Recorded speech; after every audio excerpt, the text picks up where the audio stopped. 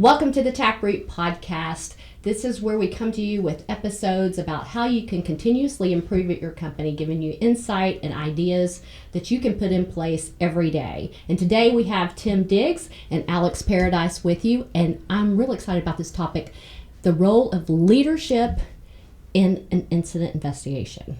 Pretty important. I think it's really important. What about you, Tim? Yeah, definitely important if you want to get some results.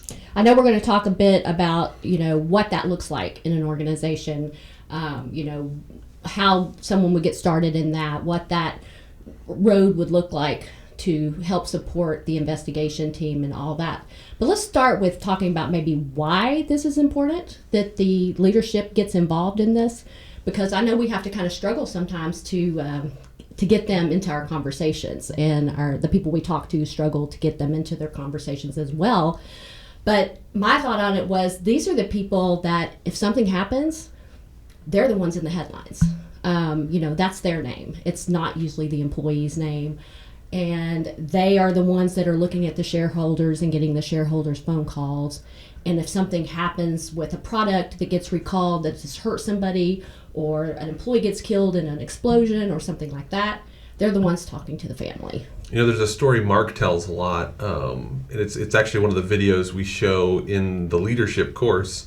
But there's a refinery fire, and in that fire, the plant manager was away. I don't remember. I think he was accepting an award for some charitable giving that the plant had been doing. But he was literally driving back to the plant, and he saw that big cloud, that big cloud of fire, and he just goes, "I hope that's not my refinery."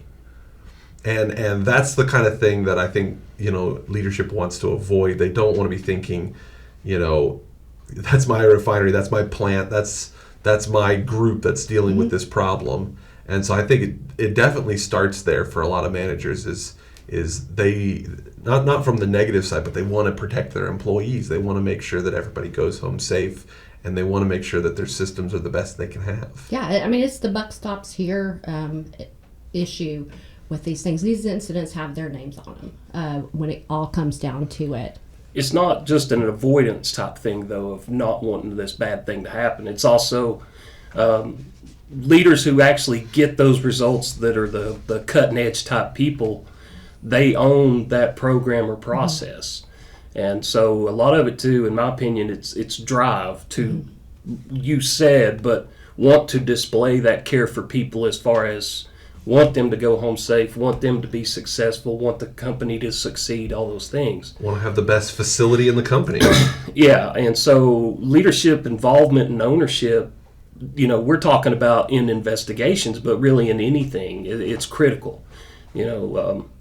I'm a big fan of the, I guess it's what's good for the goose, good for the gander, leading by example type things. Yes. So having that ownership, it filters down to even the people in the front lines. Absolutely. And it can be really hard for them to be involved. They're our investigators tell us how many directions they're pulled in all the time. So the leadership, they have that same issue. And so being able to focus and be involved in all this is very difficult for everybody. And any kind of incident or recall or any type of thing like that, it totally stops everything. But it doesn't mean the responsibilities stop. I was walking on. I was going to say, it definitely comes from a place of passion. But I've seen, and Tim, I bet you've had the same, I've seen leaders that were micromanagers on investigations, and I've seen leaders that were completely hands-off and you wouldn't think they cared. And I think there's a balance that has to be struck, because you really don't want your leadership constantly behind you questioning everything.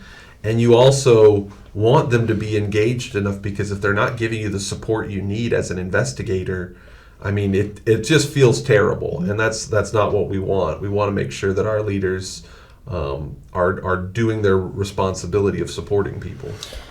But part of that, they do need to question some, and it's a matter of how much is inappropriate. I don't really the totally hands-off type that you may see or perceive. I don't think that's necessarily good. No. But there is appropriate time to question things, because if nothing else, does show your involvement and you're wanting to understand, and as a leader, you're wanting to contribute whatever your role is in that part or aspect that you're questioning.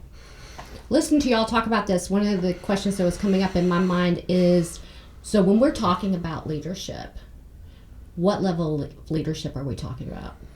Ooh, that's a good question. So there's kind of a couple different levels of involvement. So in my mind, the closer you are in leadership to the level, so that your plant managers or your facility manager, your project managers, right? Those guys are directly, they're boots on the ground kind of people. They've got to have they're answerable. So like when you're answerable, you're very involved.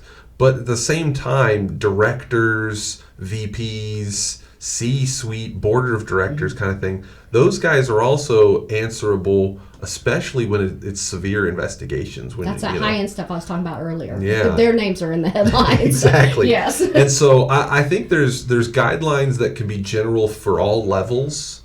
And I think, when we built our leadership course, it was very much designed for all levels. So it has relevant things for the C-suite and what they need to be thinking about from a program level, but also down to a project manager, plant manager level, where you're the one who's responsible for the day-to-day activity of investigation, for the day-to-day work, and for the results. And so I think there's something to be learned at each level, and there's something maybe consistent across all levels. Do you have all those different levels? Have they been in your course that you've taught?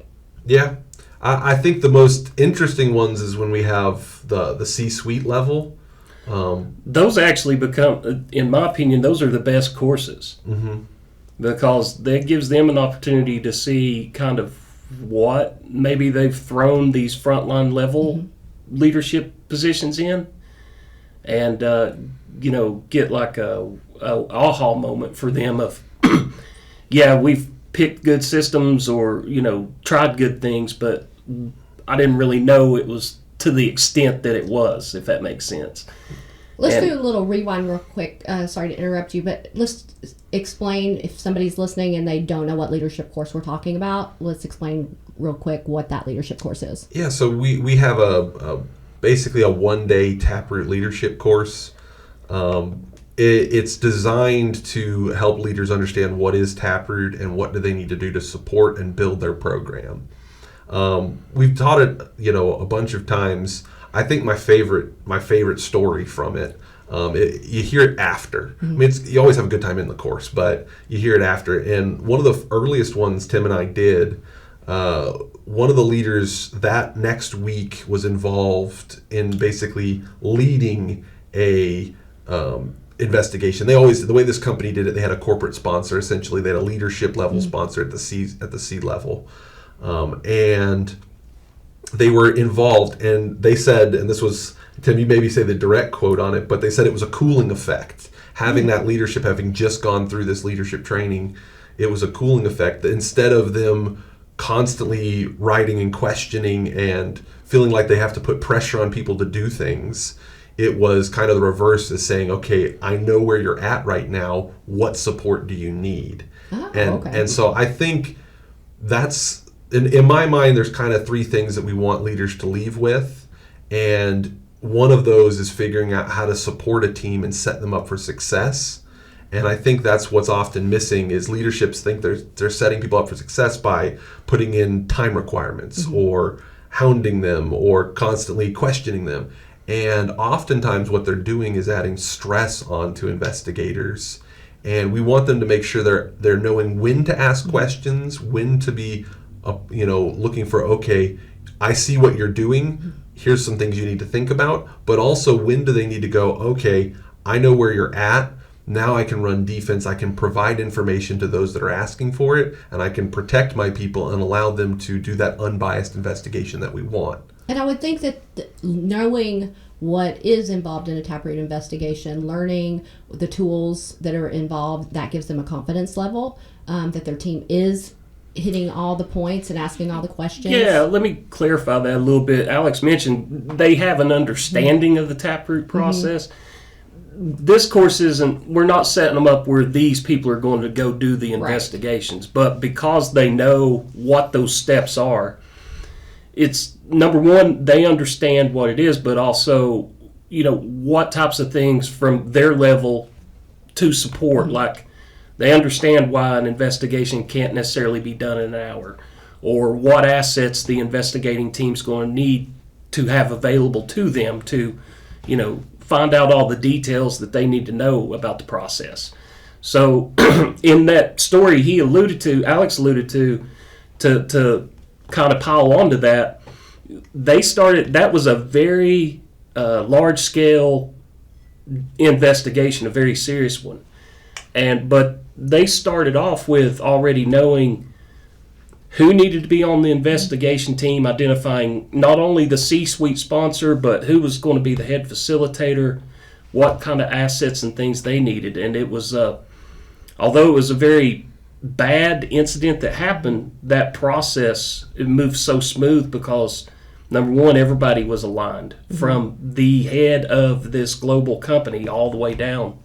And talking about setting the team up for success, I mean, having that understanding of the process is an exact, part of that. You've got to know what the process is in order to put things in place. Exactly. So before we talk a little bit more about the role of leadership, I just had one more question about that course. And is that something someone would want to take before they, like if they're looking at doing taproot investigations and they haven't started that process, or is this something they would participate in, say, after they've made a decision for something like that? Yes.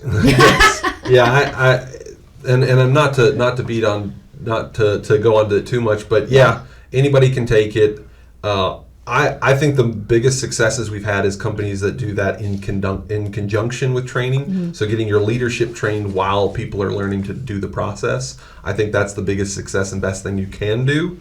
But we've had companies do it late. They've had lots of training for users, and then they come in later with leadership and had success with it. What the real thing is, and the real important thing is your leadership has to understand the process. Yes. They need to understand what people go through, because that's the way that they can understand what they can do better to support people. And I think that support, once they're starting getting support from leadership, a lot of companies talk about trouble with cultural change in their company and stuff, and if they have that support and they're not banging heads with leadership on stuff, and leadership is helping guide them in the same direction for standardization and consistency and all that kind of stuff, that's just going to be better for the culture aspect of it all. Absolutely. And culture-wise too, don't think of it just from the top down. I mean, we will all agree leadership drives culture. But when leaders are telling the people under them, this is important and here is the why, and the leaders, can identify and clearly explain the why it is important, they get the support from underneath them as well. They're getting that buy-in from the people. So, they have levels below them pushing them instead of pulling them. Well, that's what builds successful. Go ahead. That's a good lead into what my next question was going to be about. Like, what are the types of support that they can give? So I think, just like we talked about, one of the biggest things is helping have the right team, who should be involved and what should they be doing. So my general guidance always on a team is you need somebody who knows the process, whatever process you're using. Taproot's the one we talk about, right? But they got to know the process. What are we going to do? How are we going to do it? They're facilitating it. Then you need somebody on the team that's an expert. And when I say an expert, I mean an expert in the why we do things the way we do them. So your engineers, your quality, your safety people, they know the standards and the way it's supposed to be done. The next thing is you need a person who knows how it actually gets done. So somebody who's done the process, a worker, a supervisor, a team leader, it's a person who's actually done that process before. And when you have all three of those elements, you've got somebody who's ready to run the taproot process, someone who's ready to answer to the why we're supposed to do it this way and what these standards mean, and someone who knows the problems that people are dealing with while working. You have those three elements, you're building a strong investigation team.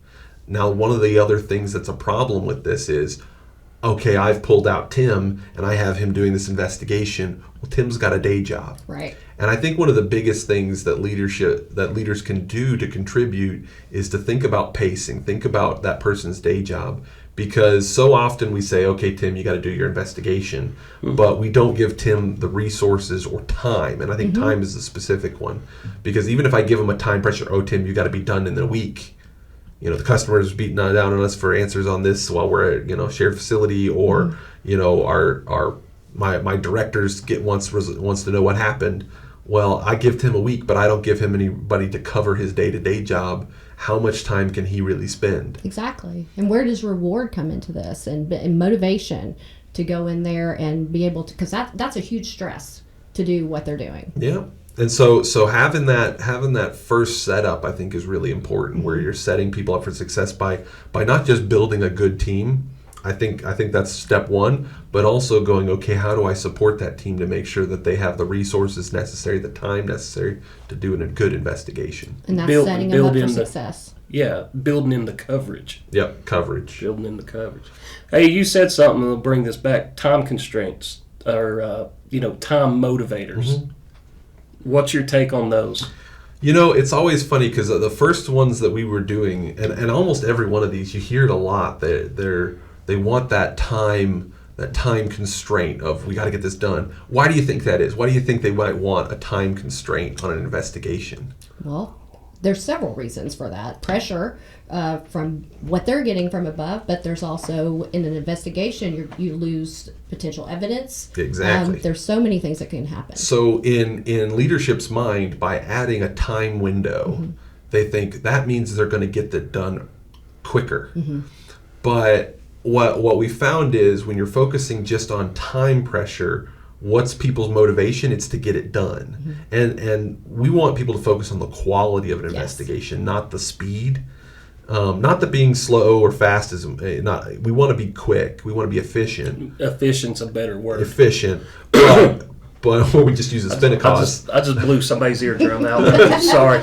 But we want to be efficient, and so if you're putting time pressures, we talk about in our course the 3 pizza model, and I won't tell that. You got to go find the course to learn what the 3 pizza model is.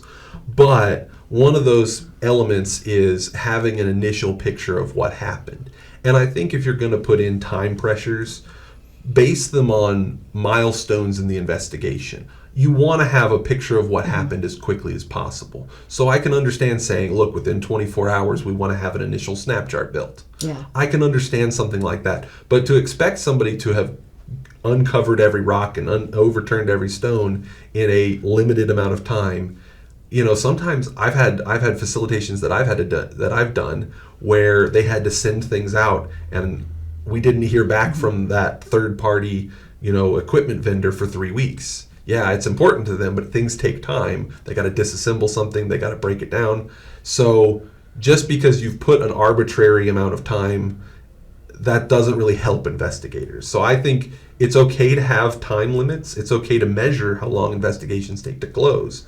But understand, you really should be basing it on those milestones of where you're at in your investigation. Well, there's also the element of emotional, what's going on emotionally in the company, depending on what you're investigating. If someone has seen a fatality, someone saw their coworker get killed, you've got to deal with that element as leadership. That's one of the things that's very key. You've got to manage not only your own psychological situation during that period of time, but how do you help manage and support the employees that are going through this, because so many emotions, grief, anger, resentment, all kinds of things, fear of blame, fear they're going to be in trouble, all of those types of things come into play in this.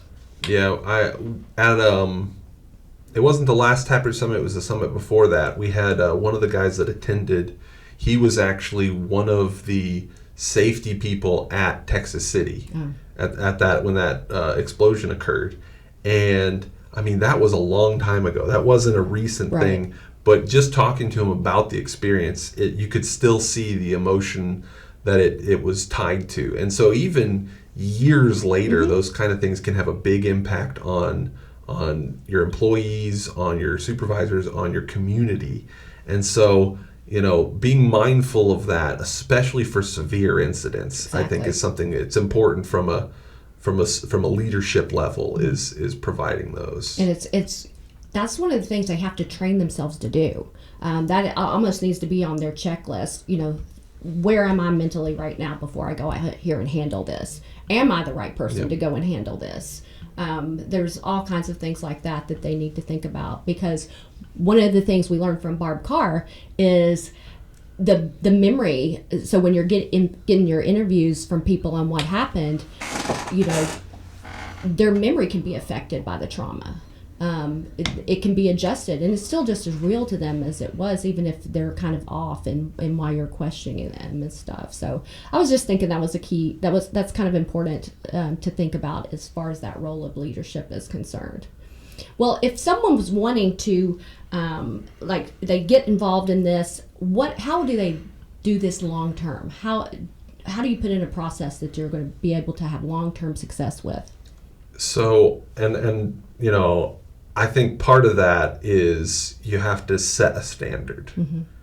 And if you're not setting a standard, then, you're going to struggle. So one of the things in our implementation mm-hmm. book, which is Taproot Book 2, one of the things in our implementation book is to say, when are you going to do an investigation? What is your trigger? And as a company, leaders have to decide, what are the things that are important that we should be investigating, and what are the things we don't need our people spending our time on? Because we all have a limited number of people.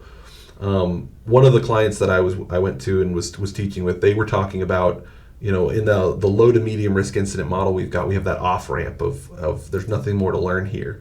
And they said what's the biggest thing that their company was learning is they need to be using that off ramp more, mm-hmm. because their investigators spend all these times on really low potential investigations. And so having leadership really have a good understanding of what potential there is and how they need to assign resources and focus their people. You want to focus on the high potential events.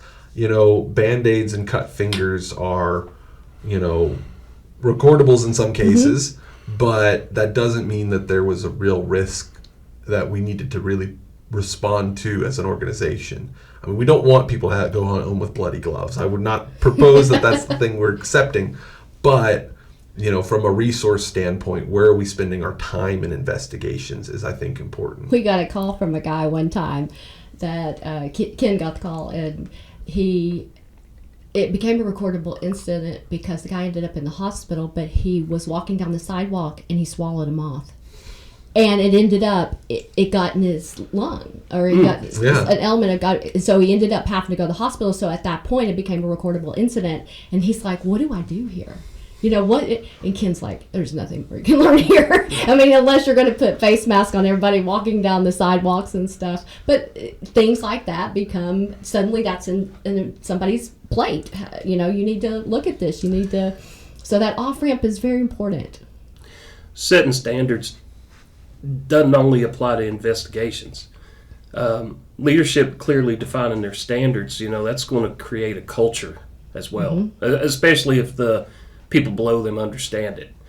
And, so setting and clearly identifying those standards, not just when you're going to do investigations or how you're going to do them or when you're going to investigate, but also thinking about the behavior in general you're trying to drive. Mm-hmm. Here comes the hot button topic for me. Alex knows it's coming. Reactive measures. That's one of mine.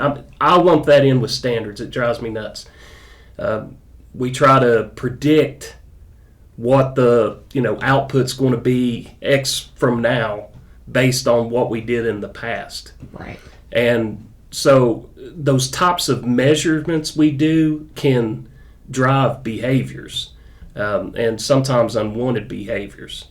Like, he's got an example of if we do audits just for the sake of doing audits. Mm-hmm. The behavior that's going to drive is, you say it better, people get complacent. They're doing audits just for the sake of them, get complacent. Well, and when you look at it, so, when you're counting the number of audits, if I've got a metric where I'm counting the number of audits that somebody does, well, are those audits good? Do we care about the results? Do we care about how we responded to those audits? No, we care about the metric. And if you have a time limit of you got to do 1,000 audits in a month, well, guess what? You get your 1,000 audits, but when do you get them? Right. The last day before the month ends, you get 1,000 audits in at the end of the month. Just about. You got a couple people that did it early because they're like. And then the quality of what they're going to be when you're doing last minute like that. Well, everybody knows that they're not important. So that kind of goes back to the Admiral Rickover discussion. Did you have a podcast with Margaret lately? Is that? But it's true, it's, what is it? You inspect what you expect. Yeah, is that it? You get what you expect. Yeah, yes. You get what you inspect, not what you expect. Yeah. So inspecting is regular. Yeah. It's not wait till the end of the month kind of an action. Well, I think there's also a point, and maybe we get ahead of ourselves talking about how we inspect it, but just because I set a standard doesn't mean somebody's going to follow it. Right. And just like from any policy or procedure that we roll out in any company, we have to think about enforcement structures. And I think when it comes to investigations, everybody thinks of the enforcement structure of how you report out investigations, and nobody thinks of how to make anything positive.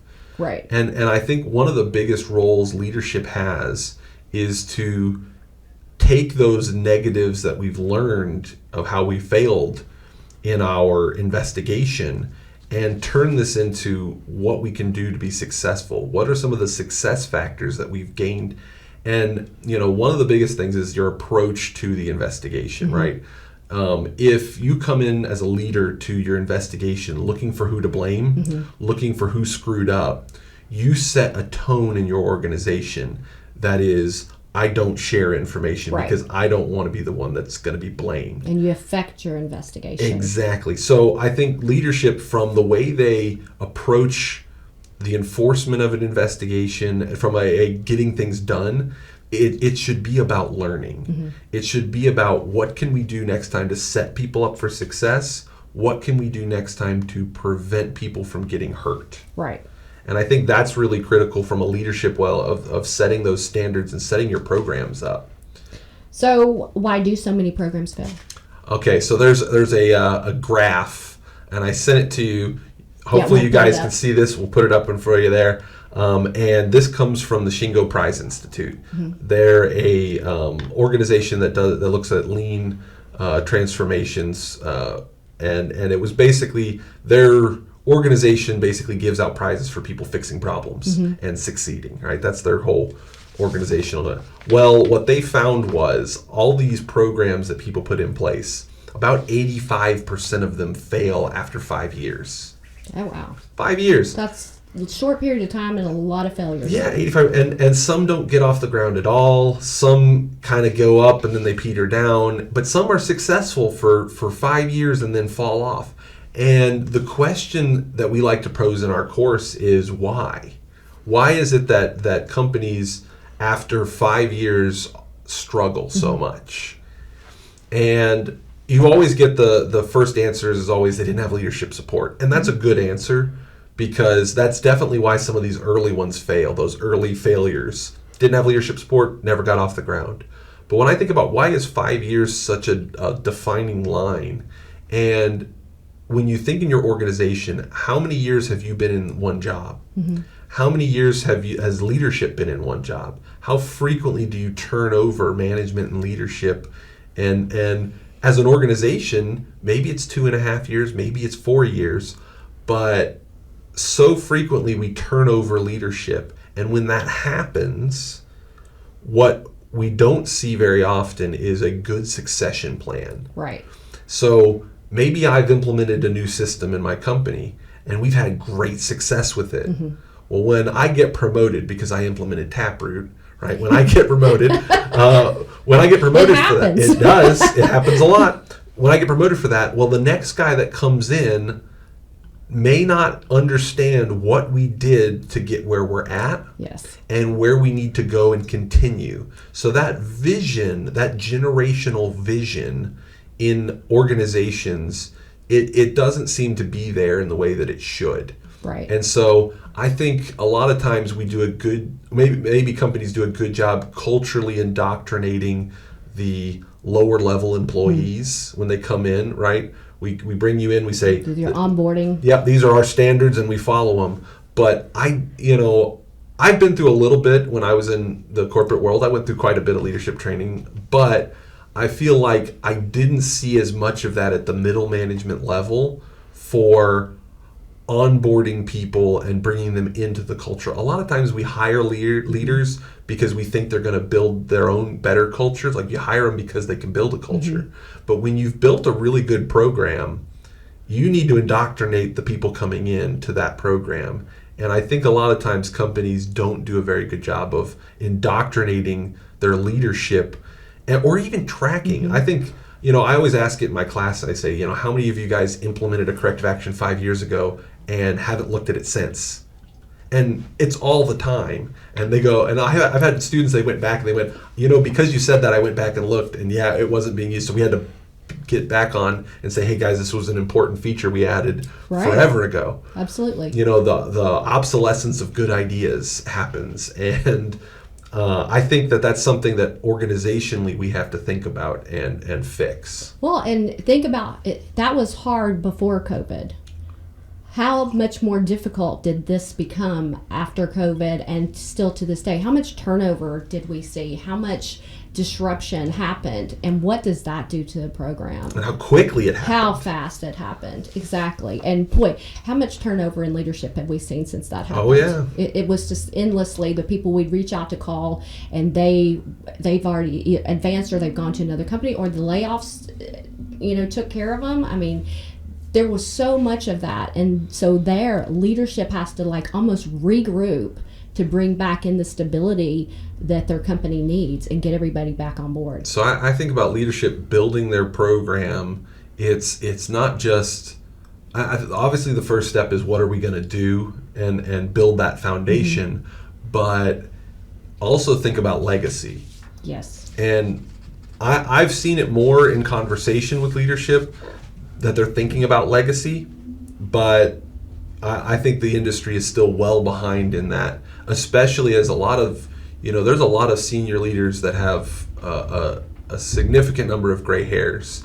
And that's something that I think we're going to be dealing with a lot for the next decade, is that transition from really that knowledge level mm-hmm. that is going to be gone, that we won't have, that we've got to build up. So that building that next generation and investing in legacy for your programs, I think, is really important. It's happening really fast. It is. It really is happening fast. COVID just escalated it immensely, because we already knew, and we're talking about before that, we were talking about the aging workforce and them rolling out and younger workers rolling in. Well, then, bam, that happened, and it was a lot of retirements. So a lot of expertise went out the door, and a lot of knowledge went out the door. And that's where I like going back with Taproot, because that expertise is built in. Mm-hmm. Now, I think something else that kind of tying into what Tim said about reactive measures, that leadership's got a big role in, there's a level that when you have incidents and when you're looking at proactive or reactive, when you've gone through there and you've had successes, your program's been successful, leadership has a big responsibility in communicating that success. And the companies that we've worked at, or we've worked with, that were the best at implementation were the ones that had that vision at the front and were able to communicate that vision really well and say not just what do we want to do, but also they're communicating 3 years down the road, this is where we've gotten to. This is the things that we've seen and how we've been mm-hmm. successful. And so I think there's a big part of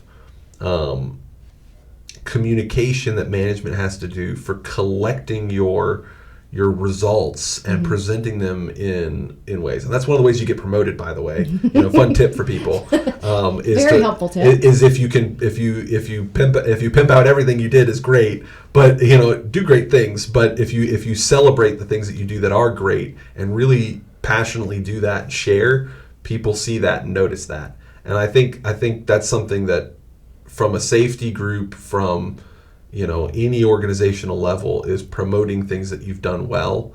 I think leadership needs to really focus on that and promoting the success of their programs. Absolutely.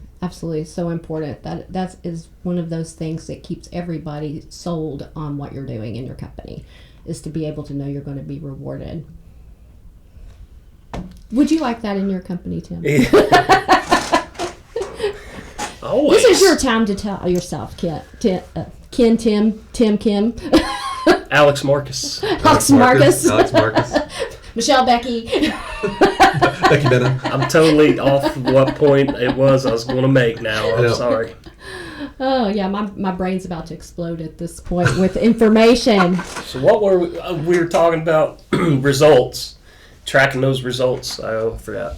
Tracking those results is important, but it also, the buy-in and the stuff and the success and the promotion and all that, you said, but plus two, just very simply, we've had success doing this here. Where else can this apply? So, that's my point for always tracking your progress is, where else can we improve by redoing, or redoing's not the right word, but using this same approach or attack or principle, whatever the case may be. Absolutely. So that stuff's important. Always looking forward, tracking and looking forward, the succession plans. There's just, a lot of information here for people to deal with. Tell me, as we're kind of wrapping up here, if you had to give some leadership some advice, what would you tell them? Well, the number one advice that I think I want people to take away from the course, and it's the one where I get up on a soapbox on it, but there's a famous Taiichi Ohno quote, which is, the shop floor is a reflection of leadership. And I think that what we do as leaders, what we demonstrate, what we care about, is what's important. And if something's really important in an organization, leadership will demonstrate that they care about. And so I always want leaders to think about what they're doing and how can they demonstrate what they care about with what they're doing. Whether that is, if you look at, if safety is important as a company, we're not laying off safety people when we're trying to cut the costs. Right. If safety is important as a company, we're not cutting safety budget. That would be an example of leadership putting their values with what they're doing.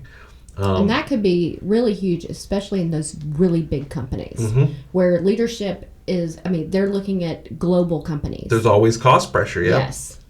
And so thinking about what your company's, what your core values are, and what you can put forward, I think that's really important for leadership to take away, is how can I demonstrate what I care about? And if plant managers do that, if middle managers do that, if directors actually demonstrate what they care about, I think you can make great changes and really, drive change in your organization. Stuff will breed from it. Oh, yeah. Do you have any last words of wisdom, Tim? What he said about demonstrating that care for people, that's really probably, I have to agree with him on that. That's the biggest thing, is as a leader, you got to put your money where your mouth is. Yeah. And you can never turn your head. If it's something that, your company's deemed it important enough to have a standard about, when you leave the room, turn the light off. Well, you as a leader, you got to make sure you do it every time, because eyes are on you. Exactly. And your actions speak louder than your words. Exactly. So, yeah, I guess that's my advice, is that, and that, you're talking about driving a behavior, creating a culture, setting your team up for success, giving that long-term support. No matter what you do, an aspect of that is going to be your actions through the whole process. That's what's going to get looked at the most. Passion sounds to be like a very big element to all of this. Passion for what you're doing, passion for your people, passion for your company, and making sure that those improvements take place, that everybody feels good about their job, feels rewarded, that they feel supported, not targeted, that they've got the tools and everything they need to do the jobs, because that's what shows them that you respect them, that you've invested in their job that they're going to have everything they need to be successful. And I think that leadership course you all created is fantastic for that. Do you have any coming up that you want to talk about? If you want to book one for your company, message out, reach out to us, info Taproot, comment below. We'll reach out to you. But the best way is just to get a hold of us, and we'll work at setting one up. We can customize it around your leadership's time. I think that's a big important thing with that. We can do 1 day, we can do 4 hours, we can do 6 hours. We can play around with timing to fit your people's needs. Virtual, in person. Yeah, we understand you got to be flexible with leadership, and that makes a big difference. Yep. So reach out to us. What I would be interested to see and hear is what other people's advice to leadership is. So, if you guys have advice for what you think is the most important thing, or what's the best support you've had from leadership, comment that below. Absolutely. Well, that on LinkedIn and stuff, you see all the time that thing that people don't leave jobs, they leave managers. That says a lot when you see that.